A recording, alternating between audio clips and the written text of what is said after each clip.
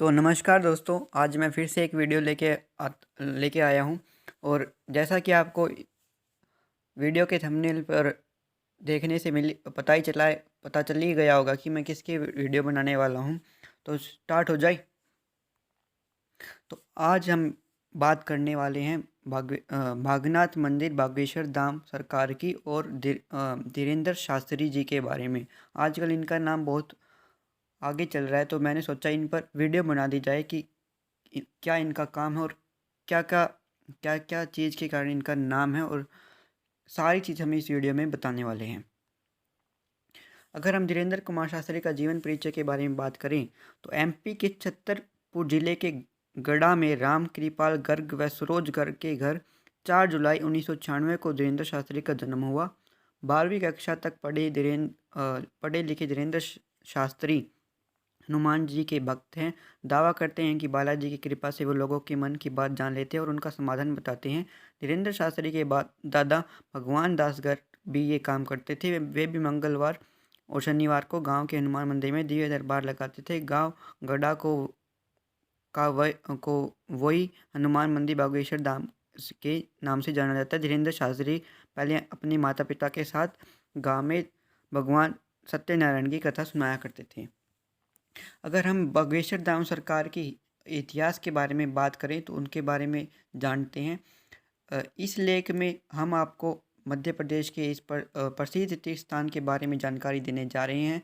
यह तीर्थ स्थल मध्य प्रदेश राज्य के छतरपुर जिले में स्थित है, जिसे बागेश्वर वर धाम सरकार के नाम से जाना जाता है। बागेश्वर धाम छतरपुर एमपी बालाजी को समर्पित भगवान का मंदिर है। बागेश्वर धाम महाराज और बागेश्वर धाम सरकार गुरु जी का नाम श्री धीरेन्द्र कृष्ण।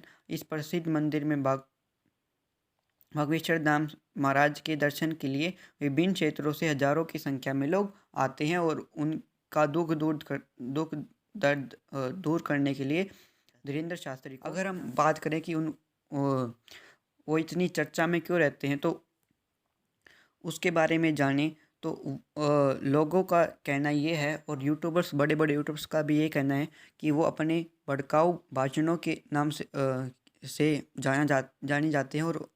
और हाल ही का जो उनका भाषण है उसके बारे में मैं आपको बताने जा रहा हूँ। बागेश्वर धाम के पीठाधीश्वर पंडित धीरेन्द्र शास्त्री का समर्थन करते हुए Z+ सिक्योरिटी की मांग करते हुए दिल्ली के जंतर मंतर पर रविवार को सनातन धर्म संसद का आयोजन हुआ था। इसमें बताया गया है कि सनातन धर्म संसद का जंतर मंतर में रविवार को दिल्ली में आयोजन हुआ था। इसमें साधु संत और तमाम संगठन के लोग पहुंचे थे, जहां साधु संतों ने भाषण भी दिए थे। इसमें साधु संत और तमाम संगठन के लोग भी पहुंचे थे, जैसा कि इसमें दिख ही रहा है। और इस संसद में कथित रूप से भड़काऊ भाषण का इस वीडियो इसमें क्या हुआ था, एक भड़काऊ भाषण धीरेन्द्र शास्त्री जी ने दिया था और जो सोशल मीडिया पर वायरल भी हो गया। और इस वीडियो से दिल्ली पुलिस ने एक नोटिस जारी किया, जिसमें उन्होंने माहौल ख़राब ना करने के लिए कहा है। और इसको अगर आगे बात करें कि उल्लेखनीय है कि धीरेन्द्र शास्त्री के समर्थन में रविवार को जंतर मंतर पर आयोजित सनातन धर्म संसद में कुछ प्रस्ताव भी पारित किए गए हैं।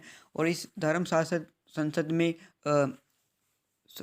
ये आयोजित क्यों हुई थी इसके बारे में अब पता चलेगा। इसमें रामचरितमानस को राष्ट्रीय ग्रंथ घोषित करने का कहा है, और बागेश्वर धाम के पीठाधीश्वर धीरेन्द्र शास्त्री को Z+ सिक्योरिटी मुहैया कराने का और साधु संत और ग्रंथों को अपमान करने वाले लोगों पर सख्त कानूनी कार्रवाई की प्रशासन से मांग की गई थी। और इस धर्म संसद में हिस्सा लेने के लिए अनुयायियों के अलावा साधु संत भी पहुंचे थे। संतों का कहना था कि जब भी कोई सनातन धर्म के पक्ष में समर्थन की बात करता है तो उसके खिलाफ साजिश रची जाती है, और जिसमें धीरेन्द्र शास्त्री का बहुत बड़ा नाम है। धीरेन्द्र शास्त्री के समर्थन में आयोजित धर्म संसद में सैकड़ों संत और श्रद्धालु जमा हुए थे, जिनका कहना था कि संसद में हमारे प्रस्ताव को पारित किया जाए, जिससे भविष्य में सनातन धर्म की हितों की रक्षा की जा सके। धर्म संसद में हिंदू राष्ट्र के संकल्प को लेकर भी आह्वान किया गया कि भारत को हिंदू राष्ट्रीय घोषित कर दिया जाए। और इसमें संसद के संयोजक प्रदीप खटखड़ और रवि गुप्ता ने कहा कि इन प्रस्ताव पर पूरे देश में कार्य करेंगे। और इस बीच धीरेन्द्र शास्त्री ने कहा कि मैंने भटक कर इस पर दिनेश शास्त्री जी का यह कहना है कि उन्होंने भटक कर सनातन से दूर गए लोगों को हिंदू धर्म में वापस कराई, इसलिए इन पर निशाना साधा जा रहा है और इसलिए इन पर इतनी आरोप लगाए जाते हैं। और दिल्ली पुलिस ने भी ये नोटिस करते हुए कहा कि इससे लॉ एंड ऑर्डर पर बुरा असर पड़ रहा है। और उनका यह कहना है कि जो ये सोशल मीडिया पर पोस्ट, जो घृणा फैलाने वाले पोस्ट होते हैं, उन पर उनको ना शेयर करें, जिससे लोगों पर गहरा प्रभाव पड़े। और पुलिस का यह भी कहना है कि जो समाज पर बुरा असर पड़ता है उसे उससे बचाने के लिए आप इस पोस्टों को शेयर ना करें, ऐसा दिल्ली पुलिस का उनको कहना है। अगर हम केस की बात करें तो केस क्या क्या हुए थे धीरेंद्र शास्त्री के ऊपर, तो उसके बारे में बात करें तो यहाँ पे एक श्याम मानव नाम के वो हैं, और ये अंधविश्वास ना फैलाने, अंधविश्वास को रोकने की संगठन है इनकी, और उनके हेड है जो कि अंधविश्वास फैलाने वालों को अ, गलत साबित करवाते हैं। और बागेश्वर धाम से पहले इन्होंने बहुत से बाबाओं का भी काला चिट्ठा खोला है, लेकिन अ, उन लेकिन इन्होंने इनके ऊपर केस करा, जिसमें पुलिस ने धीरेंद्र शास्त्री जी को क्लीन चिट दे दी, जिससे इन्होंने उनको यह पाया कि धीरेंद्र शास्त्री निर्दोषी हैं, उनका कोई इसमें वो नहीं है कि वो अंधविश्वास फैला रहे हैं। और बेसिकली हुआ क्या था कि जो श्याम मानव है, इन्होंने वीडियो और प्रूफ भेजे थे दिल्ली पुलिस के पास, और एफआईआर भी दर्ज की थी। लेकिन दिल्ली पुलिस ने इसकी जांच की तो उन्होंने धीरेंद्र शास्त्री को निर्दोषी पाया और उनको क्लीन चिट भी दे दी थी। और इसके बाद धीरेंद्र शास्त्री ने इसके बाद श्याम मानव ने धीरेंद्र शास्त्री को चुनौती भी दे डाली। और उसमें चुनौती में इन्होंने कहा कि अगर इन्होंने ये चुनौती पूरी कर दी तो वो उनको 30 लाख रुपए भी देंगे और इनके पैरों में पड़ जाएंगे और माफ़ी भी मांगेंगे। तो उनकी चुनौती क्या थी धीरेंद्र शास्त्री के बारे में? उन्होंने ये कहा था कि 2 कमरों में एक कमरे में 10 लोग होंगे और उनका नाम पता इनको बताना है। धीरेंद्र शास्त्री को नाम पता और एड्रेस बताना है, और एक कमरे में जितनी भी चीज़ होगी उनके बारे में बता देना है। अगर इतना बता दिया तो इनको 30 लाख रुपए देंगे और उनके चरणों में आकर माफ़ी भी मांगेंगे। और इस पर ये देख लीजिए, ये पोस्ट है, श्याम मानव बनाम बागेश्वर धाम के बाबा धीरेंद्र कुमार शास्त्री के विवाद की शुरुआत तब हुई जब 5 से 13 जनवरी तक महाराष्ट्र के नागपुर में रामकथा का आयोजन हुआ। तब श्याम मानव धीरेंद्र शास्त्री के दिव्य दरबार के खिलाफ नागपुर में अंधश्रद्धा निर्मूल समिति ने बागेश्वर महाराज के खिलाफ पोल खोल सभा का आयोजन किया था। सभा में महाराष्ट्र राज्य अंधश्रद्धा निर्मूल समिति के प्रमुख श्याम मानव का भाषण समाप्त होने के बाद बागेश्वर धाम महाराज के कुछ समर्थकों ने नारेबाजी भी कर दी थी। श्याम मानव ने आचार्य धीरेंद्र कुमार शास्त्री को चुनौती दी कि वो आकर अपने चमत्कार दिखाएं, तो लेकिन बागेश्वर धाम के पंडित धीरेंद्र शास्त्री ने ऐसा नहीं किया। और इस पर धीरेंद्र शास्त्री का जवाब ये था कि महाराष्ट्र राज्य अंधश्रद्धा निर्मूल समिति के प्रमुख श्याम मानव को चुनौती का जवाब देते हुए बाबा धीरेंद्र शास्त्री ने जवाब दिया कि 21 जनवरी 2023 के छत्तीसगढ़ के रायपुर में दिव्य दरबार लगेगा। श्याम मानव उसमें आए और उनको टिकट भी देंगे और उनका चैलेंज भी पूरा करेंगे। इससे श्याम मानव ने अस्वीकार कर दिया। श्याम मानव ने कहा कि रायपुर में धीरेंद्र शास्त्री के लोग होंगे, उनकी मौजूदगी में हकीकत सामने लाना संभव नहीं। चैलेंज सिर्फ महाराष्ट्र के नागपुर में उनके 10 लोग के समूह की मौजूदगी में ही होगा, ऐसा श्याम मानव का धीरेंद्र शास्त्री को कहना था। लेकिन धीरेंद्र शास्त्री ने ऐसा मना कर दिया और उनको कहा कि आप रायपुर में आए और फिर चैलेंज पूरा करेंगे। और हाल ही में जो धीरेंद्र शास्त्री के भाई हैं उन पर केस दर्ज हुआ है। और इसका आप देख सकते हैं कि मध्य प्रदेश के छतरपुर में बागेश्वर धाम के महाराज पंडित धीरेंद्र शास्त्री के सगे छोटे भाई सली राम गर्ग पर पुलिस ने केस दर्ज किया। ये केस बमीठा थाना पुलिस ने एक वायरल वीडियो के आधार पर दर्ज किया गया। बताया जाता कि 11 फरवरी को बागेश्वर धाम गड्ढा में एक शादी समारोह के दौरान इस युवक ने मारपीट करते हुए हंगामा खड़ा कर दिया। इस वीडियो ये वीडियो सोशल मीडिया पर वायरल हो रहा है और वीडियो में देखा गया कि शख्स पंडित धीरेन्द्र शास्त्री के भाई श्रीराम गर्ग हैं, जिसके हाथ में पिस्टल या कट्टा है और वह लोगों को धमकाते हुए दिख रहे हैं। और वीडियो की सत्या की जांच की गई, जिसके बाद पुलिस ने उनके ऊपर आईपीसी की धारा 294, 323, 506 और 427 के तहत ST अधिनियम की धाराओं के तहत केस दर्ज किया। अब पुलिस मामले की जांच में भी जुटी हुई है। और इस पर धीरेन्द्र कृष्ण शास्त्री की प्रतिक्रिया क्या है वो आप देख सकते हैं। उन्होंने कहा कि अभी उन्होंने सोशल मीडिया के द्वारा श्रीराम जी का विषय उनके सामने आया और कानूनी निष्पक्ष उनका कहना है कि जो गलत हैं तो वो है, और कानून निष्पक्षता और पारदर्शिता के साथ इसकी जांच करे। और उनका यह भी कहना कि इस विषय को उनसे ना जोड़ा जाए, और क्योंकि वो हिंदुत्व और सनातन बालाजी की सेवा में लगे हुए हैं, इसलिए कृपया कर उनको इस मामले से न जोड़े। और उनका अपने भाई के बारे में ये भी कहना है कि जो करेगा सो भरेगा। और इस पर जो प्रमोद कृष्णम है, जो कांग्रेस के लीडर भी, कांग्रेस के नेता भी हैं और आचार्य भी, उन्होंने इस पर ट्वीट करते हुए कहा कि सबका भविष्य बताने वाले बापा जी खुद अपने भाई का भविष्य नहीं जान पाए। किसी भूत प्रेत ने भी पहले नहीं बताया कि FIR दर्ज होने वाली है। तो इन्होंने इनका पर मजाक उड़ाते हुए कहा कि आप देख ही सकते हैं कि भविष्य बताने वाले किसी भूत प्रेत ने उनका आके नहीं बताया कि FIR उनके भाई के ऊपर दर्ज होने वाली है। ऐसा ट्वीट करते हुए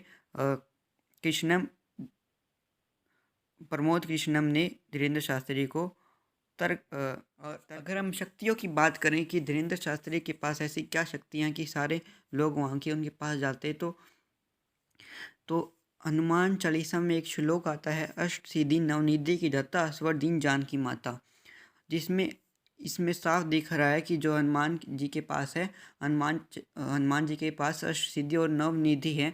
और हनुमान जी और धीरेन्द्र शास्त्री का मानना है कि उनको हनुमान जी की दया से ही ये सिद्धियाँ प्राप्त हुई हैं। मैं आपको बता दूं कि सिद्धियाँ ऐसे ही प्राप्त नहीं होती, इसके लिए कठोर तप करना पड़ता है।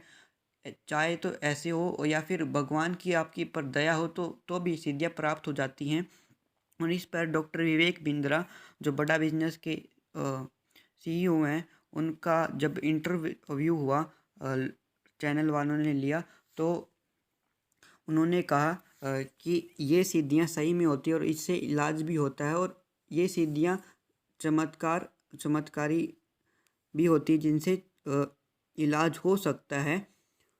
और इसका जो लिंक है मैं आपको यूट्यूब की इसमें डिस्क्रिप्शन बॉक्स में भी दे दूंगा। अगर मैंने दे दिया, अगर इसमें वीडियो में दिया तो कॉपीराइट स्ट्राइक आ जाएगा, लेकिन आप लिंक में जाकर इस वीडियो को भी देख सकते हो, जिसमें डॉक्टर विवेक बिंद्रा इनकी सिद्धियों के बारे में बताते हैं, धीरेन्द्र शास्त्री के इलाज के बारे में। और अगर हम इनकी बात करें कि धीरेन्द्र शास्त्री अपना आशीर्वाद देकर या फिर अपनी दवाइयाँ देकर लोगों की पीड़ा हरते हैं, और धीरेन्द्र शास्त्री ऐसे शुभ कार्य भी करवाते हैं, जैसे 121 कन्याओं का इन्होंने विवाह कराया। और महाशिवरात्रि पर बागेश्वर धाम में धीरेन्द्र शास्त्री ने 121 जोड़ों की शादी करवाई। सामूहिक विवाह कार्यक्रम में साधु संतों के साथ मुख्यमंत्री शिवराज सिंह चौहान और VD शर्मा भी नव विवाहित जोड़ों को आशीर्वाद देने पहुंचे थे। इसमें शिवराज सिंह चौहान और VD शर्मा भी नवनिवेदित जोड़ों को आशीर्वाद देने पहुंचे थे। और अगर मैं अपना पर्सनली बताऊं कि मेरा बागेश्वर धाम के बारे में क्या जानना है, वैसे तो मैं खुद भी नहीं गया हूं, लेकिन जैसा कि मैंने सोशल मीडिया पर देखा है कि लोग उनके काम जो वो चमत्कार करते हैं उन लोगों को लगता है कि ये ऐसे अंधविश्वास फैला रहे हैं और उनके जो भड़काऊ भाषण हैं उनसे लोगों को धीरेंद्र शास्त्री पर आरोप लगाते हैं। और इस पर मेरा ये कहना है कि जो भाषण फैलाते हैं वो अलग चीज़ है। अगर आप उनके काम पे बारे में देखें, जो काम कर रहे हैं उनको उनके काम से टारगेट नहीं करना चाहिए। सारे अपना काम करते हैं, लेकिन कुछ सारे काम एक जैसे नहीं होते। कोई कुछ करता है और कोई कुछ करता है, और वो अपनी सिद्धियों से लोगों का इलाज करते हैं। तो इसमें मेरा मानना है कि उनको ऐसा टारगेट करने की जैसी कोई नौबत नहीं आनी चाहिए कि जो आप उनको टारगेट कर रहे हैं। और उनको टारगेट करने का मतलब है कि आप सभी लोगों को टारगेट करें जो धीरेंद्र शास्त्री जी के पास जाते हैं। और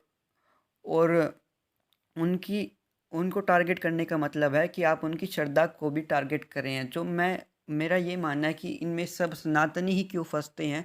सारे मामले हो जाएं, कभी कोई एमजी आ जाता है, कोई कभी रामपाल आ जाता है, तो कभी कोई आसाराम आ जाता है, तो सब सनातनी ही क्यों फंसते हैं। मेरा ये मानना है कि लोगों के बाबाओं के में ये सब क्यों फंसते जा रहे हैं सनातन के धर्म। और कोई अच्छा काम कर रहा है तो उसको भी हम क्यों टारगेट कर रहे हैं। क्यों ना हम अपना खुद के काम पे ध्यान नहीं दे सकते। और अगर कोई काम अपनी सिद्धियों से लोगों का भला कर रहा है तो इसमें मुझे नहीं लगता किसी को टारगेट करना चाहिए।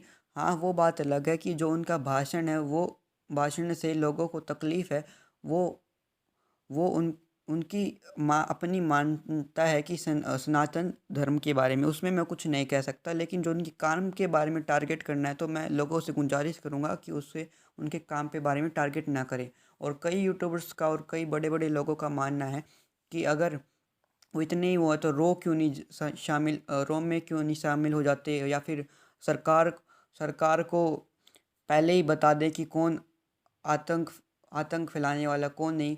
तो और कांग्रेस नेता हैं जो प्रमोद कृष्णम, उनका भी यही कहना था कि जो भूत प्रेतों से पहले क्यों नहीं पूछ लेते कि आपके भाई के ऊपर एफआईआर दर्ज होने वाली। तो मेरा ये मानना है कि इस पर कोई भी आदमी उन पे कृपा हुई भगवान की, वो सिर्फ उनकी सिद्धियों के लिए हुई है और लोगों के इलाज के लिए हुई है। कोई उन्हें चैलेंज दे देता है, कोई वो कर देता है, तो लोगों को बताने के लिए नहीं हुई कि उनके पास शक्ति है। और लोगों को उनके भले के लिए हुई है। ठीक है। और कोई भी ऐसा अंतर्यामी तो है नहीं जो पहले बता दे कि ये देश अटैक करने वाला और ये नहीं करने वाला। ऐसा कोई है तो सिर्फ भगवान है, और भगवान का ही कोई अवतार बता सकता है।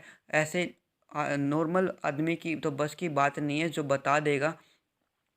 और ये सिद्धियाँ सिर्फ उनके इलाज के लिए है। और इनसे अगर कोई चैलेंज की पूछे तो मेरा ऐसा मानना है कि ऐसा नहीं होना चाहिए। और अब लास्ट में मैं धीरेंद्र शास्त्री के लास्ट में धीरेंद्र शास्त्री चाहता हूँ कि अगर आप हिंदू हो तो गर्व से बोलो सनातन की जय।